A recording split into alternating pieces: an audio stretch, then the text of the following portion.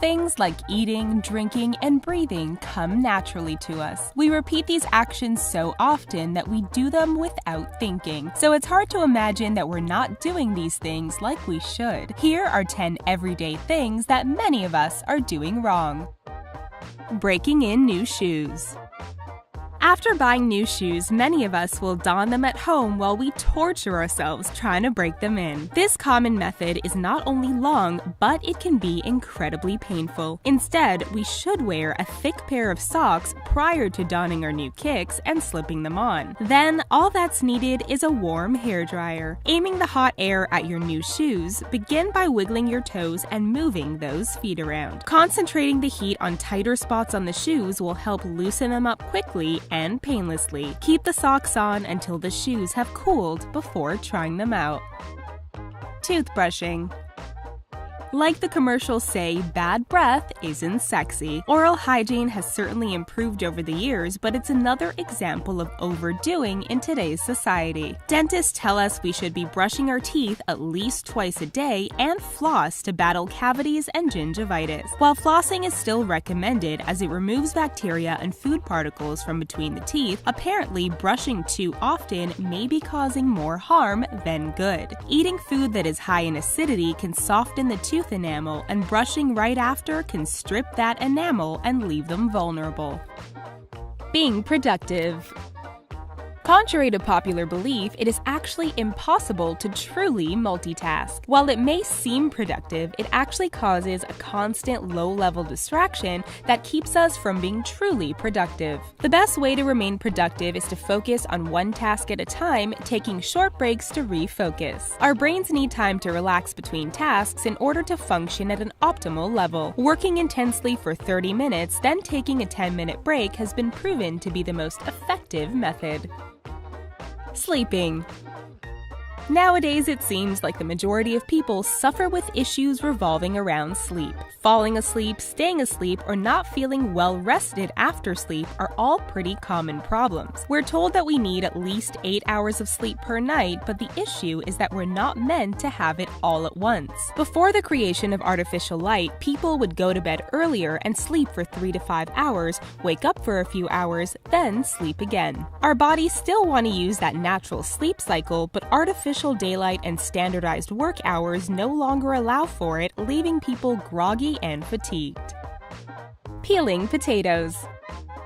Anyone that has spent time in a kitchen knows that one of the most time-consuming chores is peeling potatoes, especially around the holidays when cooking for many people. Many of us feel that potatoes need to be peeled before they are cooked. However, this easy method involves cutting a horizontal line around each potato before placing them in boiling water. Once the potatoes are cooked, they need to be drained, then run under cold water. Once slightly cool, the skin will just slide off. Pooping.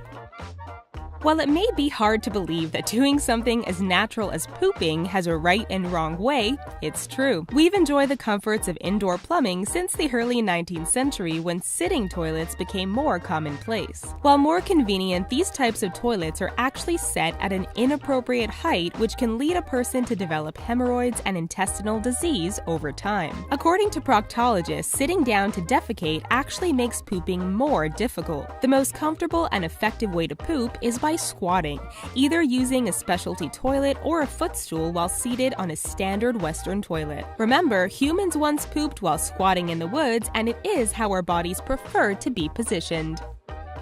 Giving birth.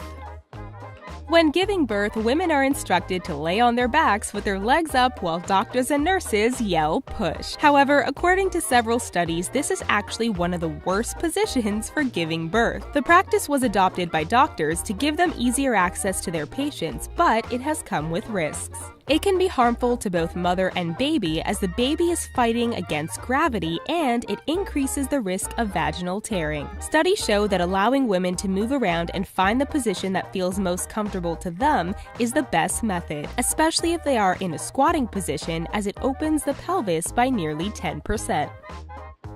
Sitting. We all know that sitting for long periods of time can increase the risk of heart disease, diabetes, and weight gain, but what we didn't know is that our bodies aren't really built to sit in modern, straight-back chairs. Once upon a time, only people of authority were allowed to sit in chairs with backs, hence titles like chairman, while others knelt or sat on backless stools. When standing or sitting on backless chairs, our abdominal muscles are active, supporting our spines and distributing out weight evenly. However, with straight-back chairs, those muscles relax and leave our spines to fully support everything on their own, which puts extra stress and pressure contributing to back pain. Ideally, we should be standing or sitting on backless chairs to reduce this stress. Bathing. Most rules of society tell us we should be bathing every day, or at least every other day. But lathering up with copious amounts of soap and hot water that often may actually be causing more harm than good. Our bodies are covered in layers of skin, and one layer, known as the horny layer, protects our skin from disease and bacteria. So if someone showers every day, they are not allowing that protective layer of skin to repair, leaving it vulnerable to bacteria, tears, and redness from irritation. So while there is no magic number of recommended showers per week, it's important to give our skin time to heal and make sure that it's moisturized. Breathing.